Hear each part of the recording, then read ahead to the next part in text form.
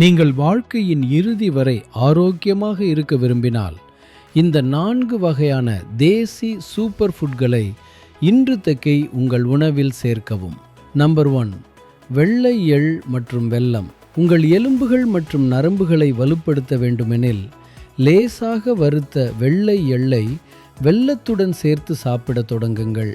Number 2, கருப்பு கொண்டை கடலை காலா சனா. இது தசை வலிமை மற்றும் ஸ்டாமினாவிற்கு சிறந்த தேர்வாக கருதப்படுகிறது. இரவில் 30 கருப்பு கொண்டை கடலை ஊற வைத்து வைக்கவும், காலையில் வெறும் வயிற்றில் சாப்பிடவும். நம்பர் 3, அஸ்வகந்தா மற்றும் பால். காது பிரச்சனைகள், மூட்டு வலி மற்றும் பலவீனத்திற்கு இது மிகச்சிறந்த தீர்வு.